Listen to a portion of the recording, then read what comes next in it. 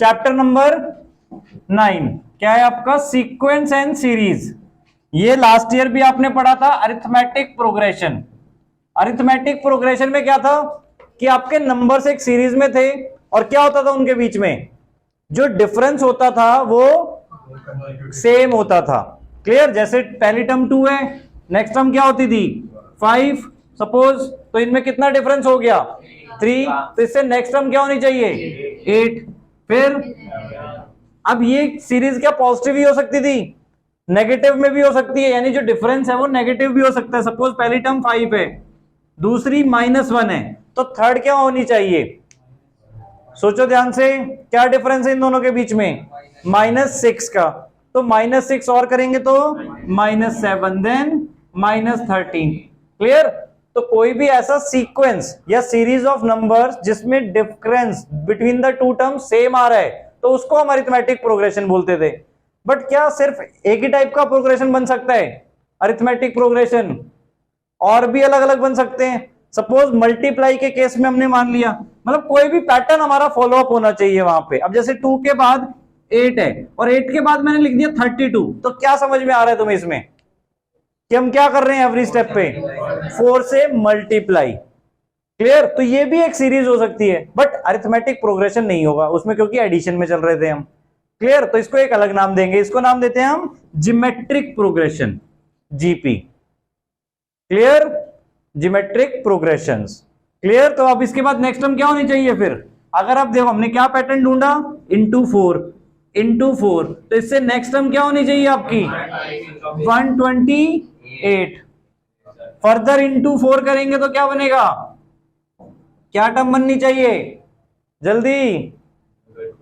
512।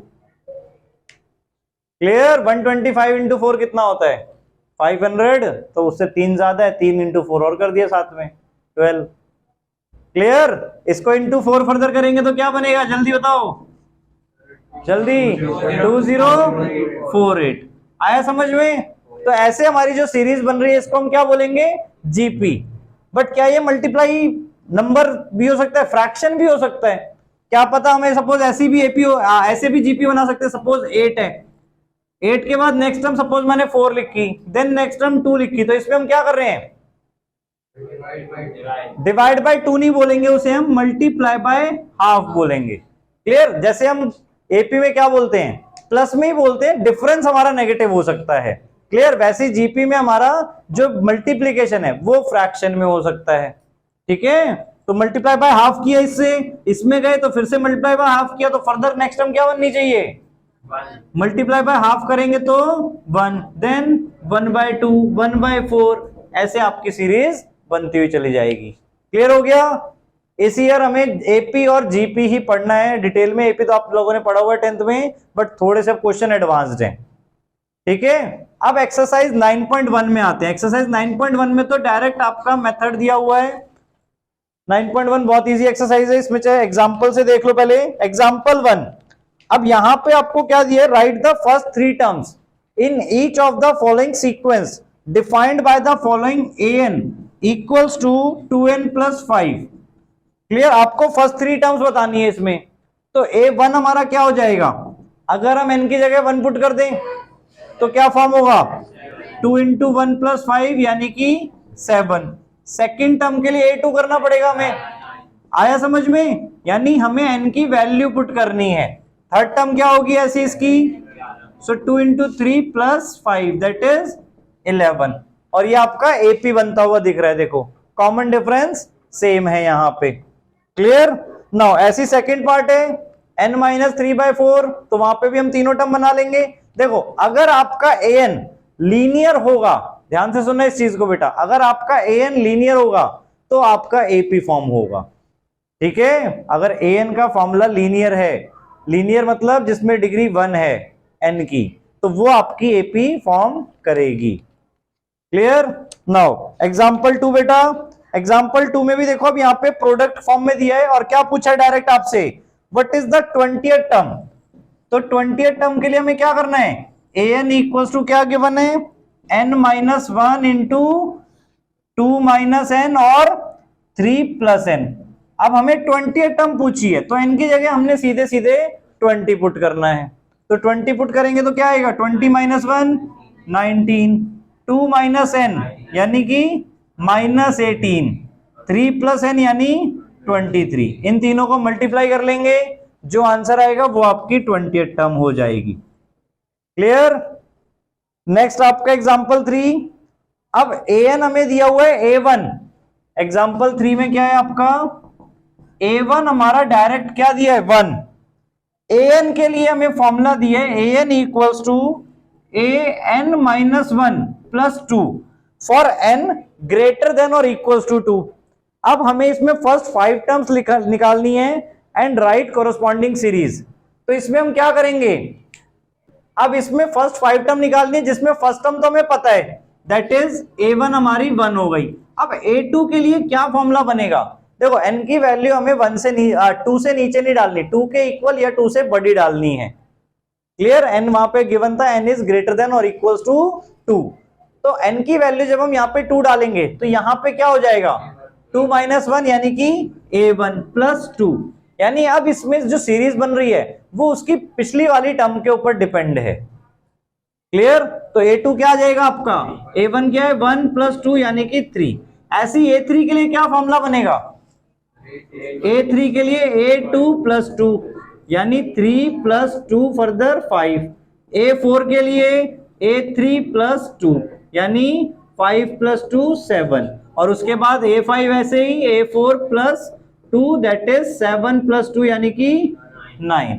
तो ये first 5 terms आपकी आ गई और सीरीज क्या बन गई, किस टाइप की सीरीज है ये, एपी, क्योंकि कॉमन डिफरेंस अब में सेम आ रहा है। क्लियर हुआ। जरूरी नहीं है कि सेम आए, बट यहां पर आ रहा है, जैसे मैंने आपको बोला भी था कि लीनियर अगर इक्वेशन है तो प्रॉपर आपका एपी फॉर्म करेगा। क्लियर हुआ।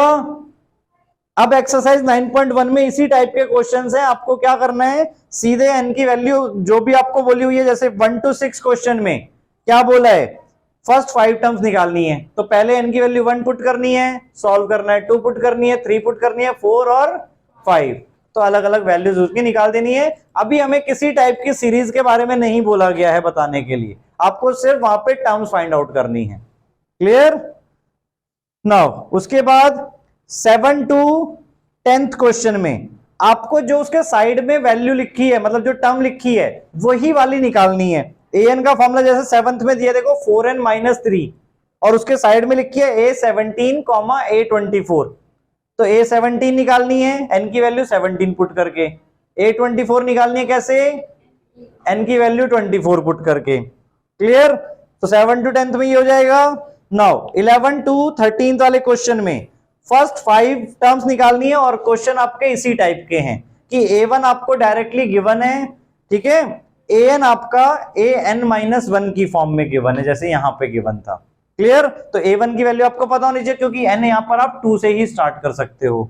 क्लियर हो जाएंगे 11 to 13th। उसके बाद 14th वाले में आपको क्या बोला, देखो फिबोनाची सीरीज, फिबोनाची सीक्वेंस पता है किसी को क्या होता है, कंप्यूटर साइंस के बच्चे बैठे हैं यहाँ पे। फिबोनाची सीक्वेंस होता है कि तीसरी टर्म बनाई जाए पहली 2 टर्म को सम करके, फिर चौथी टर्म बनाई जाए दूसरी और तीसरी को सम करके, फिर पांचवी टर्म बनाई जाए तीसरी और चौथी को प्लस करके, मतलब प्रीवियस 2 टर्म्स को ऐड करके नेक्स्ट टर्म बनाई जाए। क्लियर। इस सीक्वेंस को हम स्पेशल नेम फिबोनाची देते हैं। क्लियर। तो 14th क्वेश्चन में आपको क्या करना है, देखो फर्स्ट 2 टर्म्स आपको दी हुई है 1 1, a1 equals to a2 that is 1। Clear. Third term से आप स्टार्ट करोगे, तो थर्ड टर्म का फॉर्मूला क्या बनाया हुआ है, देखो a3 इक्वल्स टू क्या बनेगा, a2 plus a1, an equals to क्या लिखा है, an minus 1 plus an minus 2। Clear. तो हो जाएगा, यानी a3 equals to a1 plus a2 है। ऐसी a4 बनाओगे तो उसका फॉर्मूला क्या बनेगा, a3 प्लस a2। जब a3 आप निकल चुकी होगी आपकी, दैट इज 2 निकलेगी a3 आपकी, 1 प्लस 1। ठीक है। तो आपकी सीरीज क्या बन जाएगी, 1, 1, 2। अब देखो लास्ट 2 डिजिट को ऐड करते जा रहे हैं। क्लियर। लास्ट 2 टर्म्स को, तो यहाँ पे 5 देन 8। अब यहाँ पे हमें निकालना क्या है फाइनली, देखो ये हमने अभी 6 टर्म्स बना ली यहां तक। क्लियर। अब हमें बोला था an plus 1 upon a n की रेशियो बतानी है फॉर एन इक्वल्स टू 1 2 3 4 5। यानी एक बार एन को हमने 1 रखा तो यहां पे क्या बन जाएगी, कौन सी term, A2 bye A1। A2 bye A1 की रेशियो बताओ क्या आएगी, 1:1। फिर A3 अपॉन A2 की रेशियो बताओ क्या बनेगी, 2:1। फिर A4 अपॉन A3 की रेशियो बनाओ क्या बनेगी, 3:2। फिर A5 अपॉन A4 5/3। फिर A6 अपॉन A5 8/5। क्लियर। तो ज्यादा इसमें दिमाग लगाने वाला खेल नहीं है, सिर्फ मैथ से आपकी नंबर्स और सॉल्व करना है। ठीक है, तो फटाफट एक्सरसाइज 9.1 कंप्लीट कर दो जल्दी से अब।